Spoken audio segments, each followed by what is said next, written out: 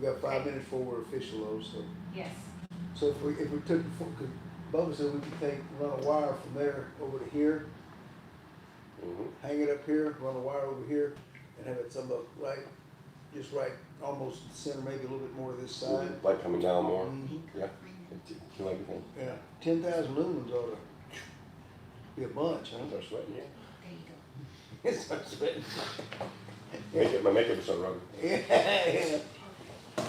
Yeah, and we wouldn't have to worry about all this crap, Mm-hmm. being able to see. Good.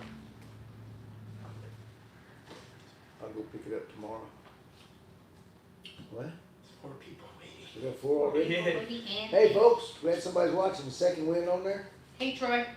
Hey Troy, second wind's on? Mhm. Hey, second wind, I need you to resend me your doggies' names. We're gonna put one on each sleeve. We got the machine up, we got the shirt ready to go, but I can't find the email with the dog's names, so you will do me a favor, send me another email tomorrow with the puppy's names, and we'll have everything ready just about tomorrow night. So, good evening, folks. Whoops, hold on. Get official here in a minute. Okay. Okay. Good evening, folks. We're gonna do it a little differently than we've ever done it before. We're gonna try. I've got Scott Sinclair. Scott's our lead agitator here at the kennel. Afternoon, everyone. And when Scott decided he wanted to start agitating many months ago, he approached things differently than anybody had ever approached him. He came to me and he said, "Hey, Butch, what's the best book I can read?" I haven't even heard the word book in years, right, Scott? I'm telling you. Yeah, so, and I've got a pretty good library of dog books dating back to, I think my earliest book was 1914, bear hunting book. So I got him out the Orange Bible, the Kohler Method of Guard Dog Training. And what'd you think of it? It is the Bible, I'll tell you that much. Very informative and traditional styles of decoying, learn about dogs, obedience training, it's all there. And well, I don't mean to interrupt you, but that book was, I believe, published in the 60s. It was published in the 60s, and that was how we trained. That's how I learned to train what we call guard dogs. And then in '72, an Alabama sheriff, I forget his name, he brought over from the SV in Germany the first Schutzen group, and then we started learning, the way we trained with the Kohler method and everything here in America was all kind of done by gut feeling.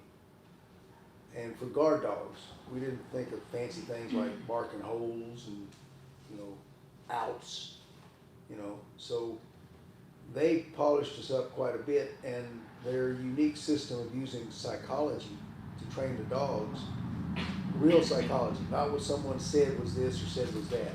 There's 2 drives. That's it. There's 3 total drives in psychology. And so that got me to curious because it was so effective. So I started researching a little bit, and I thought I was pretty good at research until I met Scott. And so I threw a name out to him here a while back, and he started looking. What do you think of Mr. Padlog? Mr. Pavlov, he broke it down inside the dog's brains, how dogs react, and its whole thesis and philosophy, won him a Nobel Peace Prize. Yeah, I forgot about that. Yeah. 1904. Yeah, 1904. So that's, and he's the one who discovered classic, what we now refer to as classic conditioning. Mm-hmm. Classic conditioning. And it's we got so many notes here. You're pardon us for reading a little bit of it, but the foundation for classic conditioning is that behaviors are all learned through the environment. So everything you do is environmental, and you pick up from your environment, day-to-day living, Mm-hmm. the things you need, right? But everyone's heard of the ringing the bell, dog salivates, feed him some food, right? But there's something called before conditioning, and we'll be reading some notes here. Scott, explain before conditioning. And before conditioning, there is an unconditioned stimulus. Is one that is natural. Basically, you know, your favorite food. And you feel hungry. That favorite food is unconditional stimulus because it's natural. Now, an unconditioned response is you smell the food and it makes you hungry. So the food is an unconditional stimulus, and the response, unconditional response, is hunger. It's natural. It's automatic. So, what Pavlov showed us was that, well, in the first place, what's important about that? It doesn't have anything to do with dogs, you're thinking. Well, he took it a step further. If the smell of your favorite food makes you hungry, what other things make your body respond automatically, and is there a way to control that?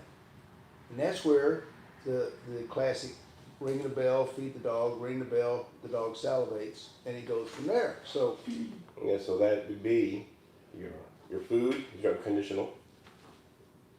Your response is your hunger, and then you add a neutral stimulus, which would be a bell or a whistle. That's what it's saying. yeah, So during conditioning, neutral. So you take the neutral stimulus, which would be a bell, and you pair it with the food. let me jump in here. Yes, sir.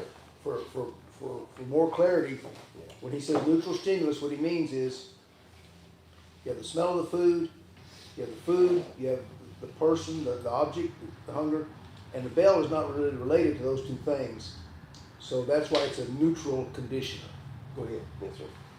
So you pair up the uncontrolled stimulus with the neutral stimulus and work them together. And after a while, you have the bell will become a conditioned response with the unconditioned response. So you're conditioning the dog to Lord, hear the bell, and you'll start to salivate, basically. Right. So now the sound of a bell your body will respond automatically. No choice, right? And when you go take this to dog training, especially, well, all dog training, we can look at our two drives, our prey drive and our defensive drive. We know that if we use them correctly, the dog has to respond. In other words, if I get a rabbit to go bouncing, the dog's going to go get it whether he wants to or not. Period. If you practice a left jab every day in the gym, and then one night when you're walking home, and just not boxing anybody, just practice hitting the bag.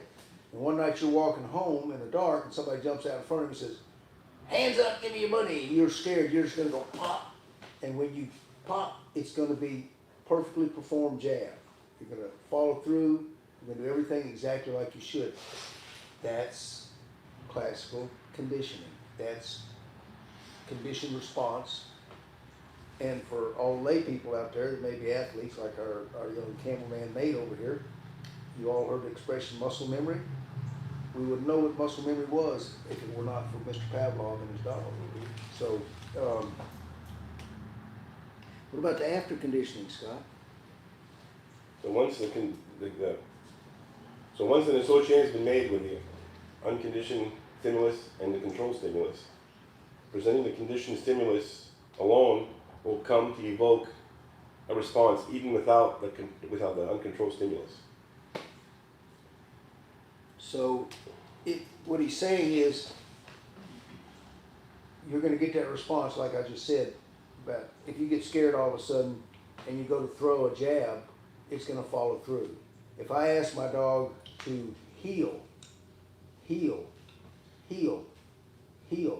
and I do it properly, here's where we have a big misunderstanding. We hear practice makes perfect. It does not. Sloppy practice makes sloppy. Perfect practice makes perfect. So at this point, when we're getting what Pavlov is calling after conditioning. So you've already got your nervous system. This response has been written into your nervous system, and it's firing off to your brain and your muscles and your body to twitch and react a certain way.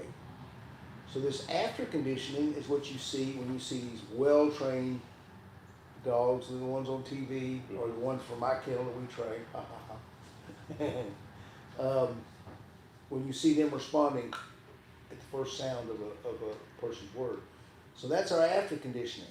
Now, when Scott goes to studying stuff, he studies. So he got way past Pavlov and just the classical condition and started, and this is when I saw how much he'd done with it, you go see these pages of notes he brought me. That's when we thought, this is stuff everyone ought to know. There's so many dog trainers out there, and most of them are products of the person they learned from, and that person learned from someone else.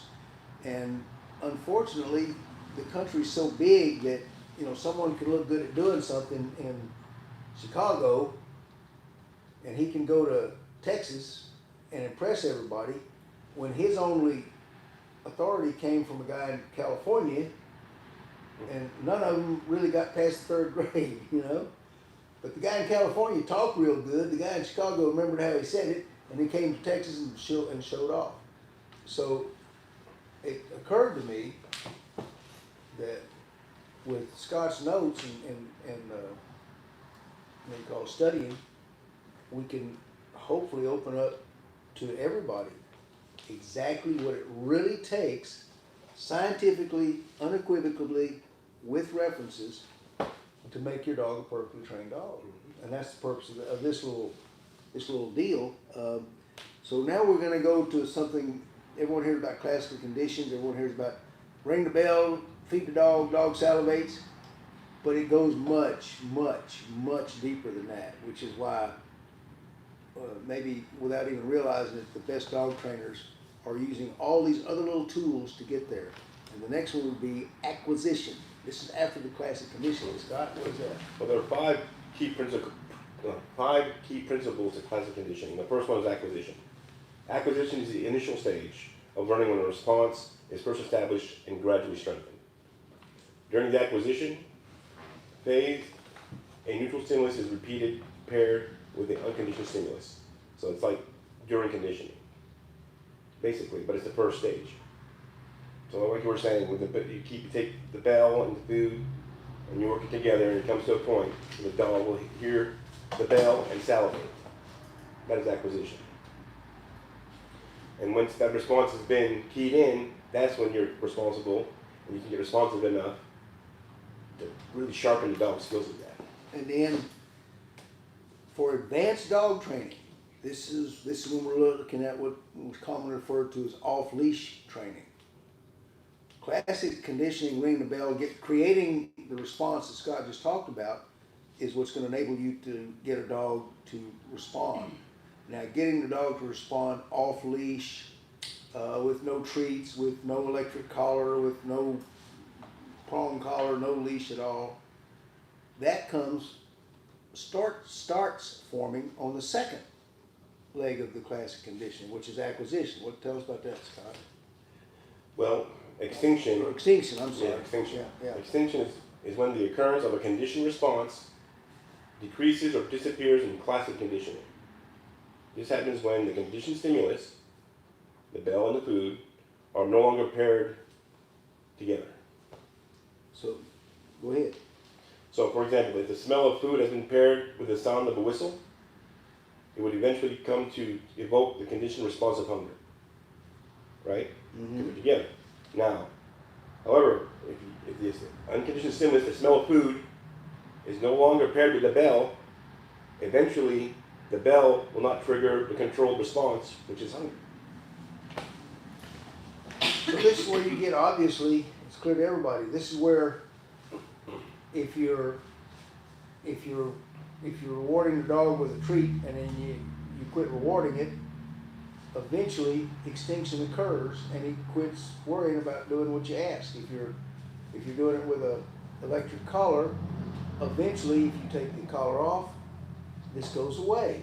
So you're now distinguishing or extinguishing the desire, the nervous system's ability to make the dog do it. So you got a question there, Carol Ann? Second one says, is using a clicker the same that some trainers use, similar to this science? Yes. But the main reason they're using it is what they call a marker. So, like Scott said, you pair the food with the sound of the bell, and you get it. Now, clicker trainers are going to, I think, normally they mark it with a vocal sound. So they'll give the food, they'll go, the dog sits, they click, click, yes. And they say sit, click, click, yes. Click, click, yes. And then eventually they do away with the clicker, and they can just say yes. And the dog is thinking of the clicker like the bell. So you have that same building of a conditioned response. Mm-hmm. To me, a clicker is just a secondary command. It's just kind of, I could just go yes and give them the treat, or I go yes, click, click, give them the treat. So, but it's very much exactly classical conditioning. So, but where are we at there on the spontaneous recovery? So sometimes the one response can still reemerge, even after a period of extinction has happened. So basically, imagine that after training a dog to salivate to the sound of the bell, you stop reinforcing behavior, and respond eventually becomes extinct. After a rest period of so long, you ring the bell again, and the dog will respond. So, yeah. And it's no longer associated, but he responds. So the go ahead and read it. Okay.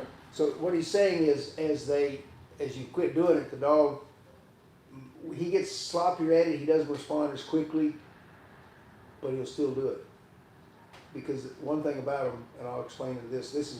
Let's finish this part. What's the question, Caroline? Courtney has a question. I have a 15-week-old English bulldog. Why he poops on the pad, but pees all over the place. Why does he poop on the pad but He pee all poops on over? the pad, but he pees everywhere else instead of pee on the pad. Okay. So, And this is a 15-week-old English bulldog. okay, so we want to deviate Male. from conditioning for a moment and go to training, huh? Work? Yes, works. So he probably, remember, puppies are victims of slaves to their nose. So he probably, pups are going to poop on a really regular schedule if you're feeding them regular, not free feeding. And so at some point, you watched him closely and he ate and he's about to go to poop and you put him on the pad. Then now he associates the smell of that pad with where he poops. Not so with drinking water. They'll drink water at all odd times of the day, which means they're going to pee at all odd times of the day. Mm-hmm. So he's walking through the living room and all of a sudden realizes he had too much water. And so, it kind of feels good when you pee if you really got to go. So he hikes his leg and he pees. And maybe you don't see it, maybe you do see it, but you come back and you discover it, say, at a later date. And you go, well, I didn't catch him in the act, so I can't do anything. So nothing happens. So remember this simple rule. For every good behavior, there's a good consequence. For every bad behavior, there's a bad consequence. As we get more into your dog's brain and how the dogs actually interact with you, you're gonna see. My belief is, if that dog can bury a bone in January and in May and come back in January and dig it up, you're gonna tell me he doesn't remember he's one who peed there an hour ago with that smell? So that's a negative behavior. It deserves a negative consequence. So if you don't get on him for peeing in the places where he shouldn't pee, he's gonna continue doing that. One little trick you might try to let him know is get you a paper towel next time. If you catch the pee, take the paper towel, pick up the pee, go put it on the pad so you have that aroma on the pad. That's going to help guide him as to where he should go. So I hope that helps. So She asked, am I on schedule? I am on schedule, Same question she she said. Okay. I don't quite understand. Is she on schedule? said. She said, I am on schedule. I am on schedule. I don't know if she said thank you. Okay, well, thank you, works. We'll go back to this other topic. I So hope that works, Court. So go back ahead. to this. And the one thing about spontaneous recovery is if the stimulus, conditioned stimulus, unconditioned stimulus, on the food, are not associated anymore, after spontaneous recovery, extinction happens even faster. So that's just the keynote in that thing there. Right. So, it's like anything else. Essentially, let's put that in layman's terms. When you quit practicing, you're not as good at it. That's really what extinction means. The beauty is with dogs, they don't really ever forget the commands. They just get to where it's, I don't care. Last 27 times you called me, nothing happened when I went to you, so why should I keep up? So think about that. When you get to the Stimulus generalization. yes, So discrimination. yes, Generalization. So Yeah. basically, stimulus generalization, tendency for the conditioned stimulus to evoke similar responses after response has been conditioned. So basically, the dog has been conditioned to ring of a bell. Ding ding with the food. Ding ding with the food. Ding ding with the food. Ding, just a bell. You can actually get a bell of a different tone or a different object and do the same thing, and it will have the same response to the controlled stimulus. You'll have the conditioned response to it, basically. Yep. Oh, okay. Yeah, so, you're gonna be, this is where you can get confusing. This is where body language is so very important in the way you train. So, make sure I'm at the right point. Like I told you folks, we got a lot of stuff to cover, so we did have to write a script and some notes with it. So it's easy for the dogs, like, and I wasn't listening to you, but like the guy rings the bell, pretty soon the dog sees the guy in a lab coat, and the lab coat will make him salivate, right? Is that what Yep. so you need to be real clear. This is, I think, one of the problems we run into every day training our dogs. For instance, we call it a distant recall front, and a distant recall, the dog's supposed to come and sit in front of us. When we say heel, he's supposed to come around to our left side and sit there. Sometimes we can say front, and we use movement, we can step back, and the dog, because we're moving, might come to our left side. So it's just really close. Essentially, for a visual animal like a dog who communicates with body language visually, it's real important to keep your body language similar, because these conditioned responses to these stimuluses can be confused with other things that were happening at the same time. So, for good communication with your dog, watch your body language as you're giving your commands. If I want a dog to come to me, let's put it this way. Let's go the old sheep herder's way. For hand signals, stationary static commands are done with the right side of the body, down, stay, right? If sheep are way out there, they need to be able to see clearly. Active commands are done with the left side of the body. Here, heel. So be conscious of your body language when you're giving your dog these commands so you don't confuse him, and then you get mad at him and he takes the punishment for your confusion. And that brings us to stimulus discrimination. Aha, All right? that's a good thing. Discrimination is the ability to differentiate a controlled stimuli with other stimuli added. So the dog's smart enough to know that, okay, that bell is singing this way, but this one ain't. Get to a point where they know. So like what you're saying with your heels and your legs and everything else, and Yeah, they know.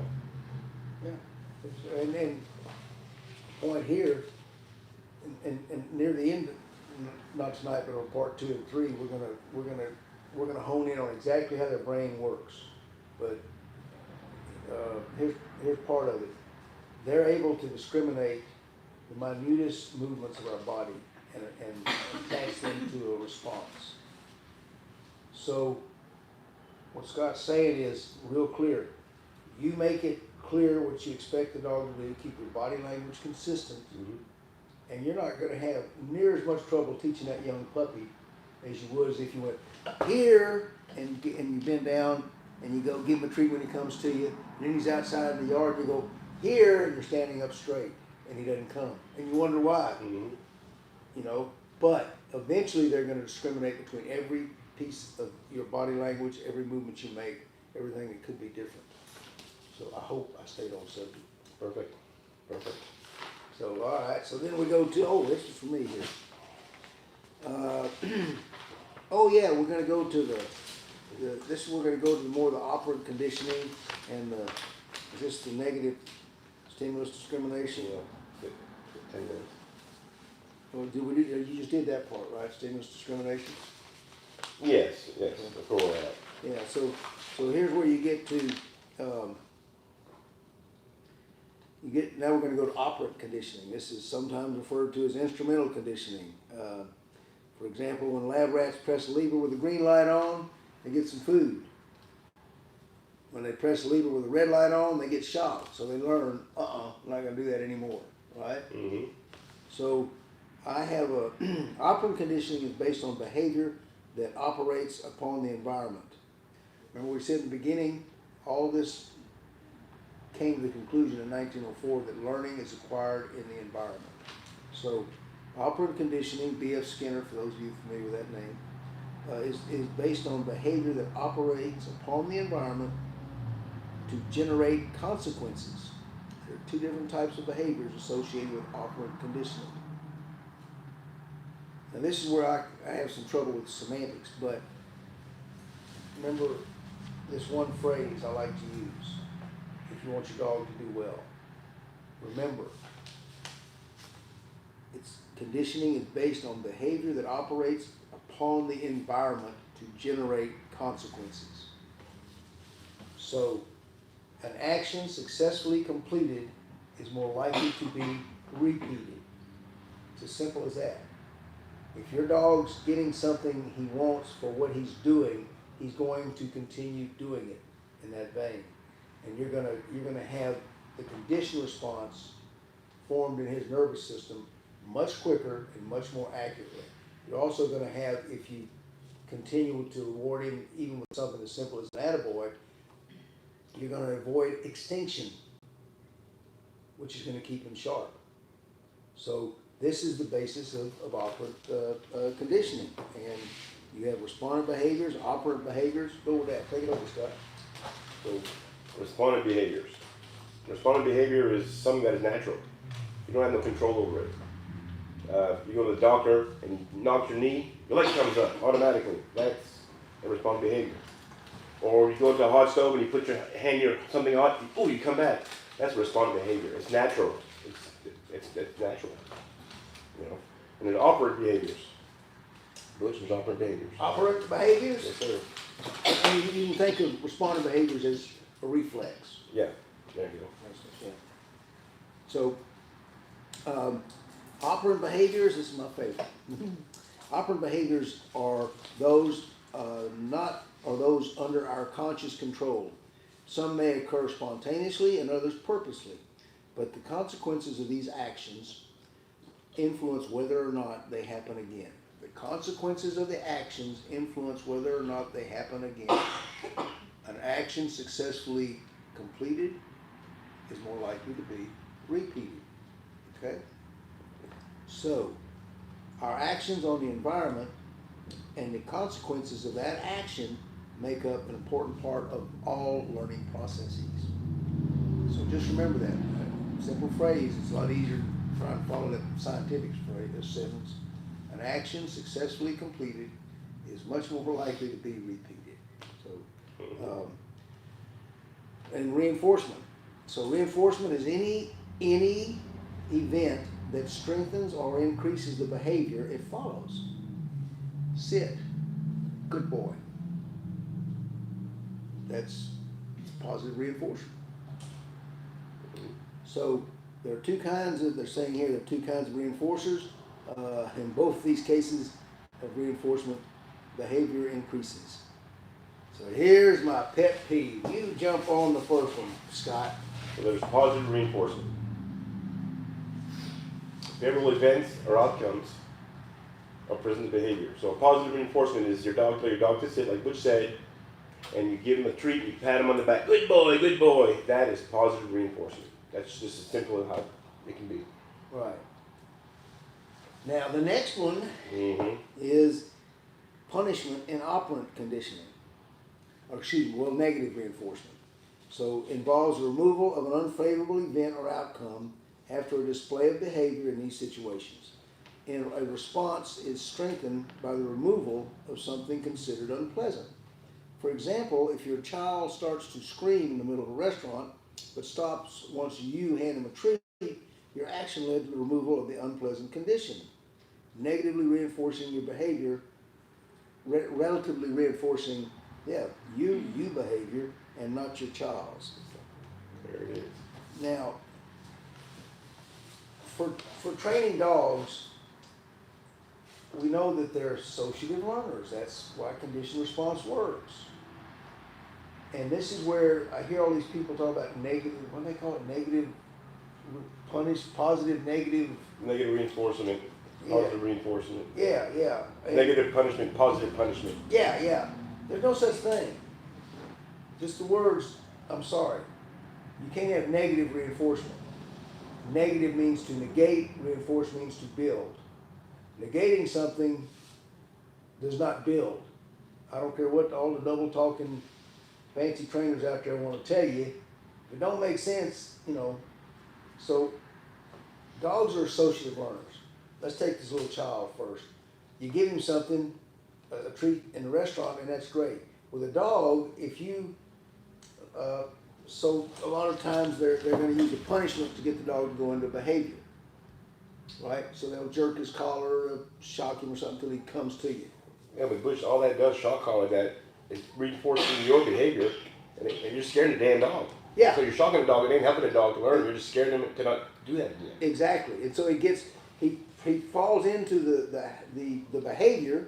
You quit jerking the choke chain, and you quit. Well, he doesn't really associate coming to you as what made that quit. He just knows when he got close to you, things stopped. So when you're doing what's called negative, positive, plus minuses at the same time, Yeah. you're teaching your dog what to avoid. You're not teaching him what to do. Mhm. So for me, I'm going to disagree with the scientists on this, and there's a few other things I disagree with them on. But Scott warned me that this might turn into a A little bit longer. little longer than we thought. So we're gonna let everybody kind of chew on this. Mhm. Normally, if you take a class, you just got to go by your notes and your tape recorder. Y'all can play this back, watch it 100 times, tell your friends. I hope there was some information that someone could use in this. And we're going to continue again next Thursday. I'm going to look around and give you a little preview of where we're going to go. I look at Mr. Sinclair's notes here. Oh yeah, we're going to get into the positive punishment and the negative punishment. Mm-hmm. There ain't nothing positive about punishment. I guarantee. I remember I still got the little welts my daddy put right back here on my backside. There was nothing positive about that I'm punishment. still feeling it today. Yeah, so reinforcement schedules, continuous reinforcement, fixed ratio schedules. I think we're going to jump right into exactly how your dog sees and perceives things. In other words, why does a little deviation in your body language change a whole command for a dog? What you got, Nate? Okay. Little things like that. So next week we're going to concentrate on the dog's brain, not the scientific discoveries that came before it, not the theories about how something works, but what does your dog understand, and what's the best way to make it clear to him what he understands. So hope you get something out of this one, folks. Hope to see you next week. Tell your friends. Appreciate you. Back in deals.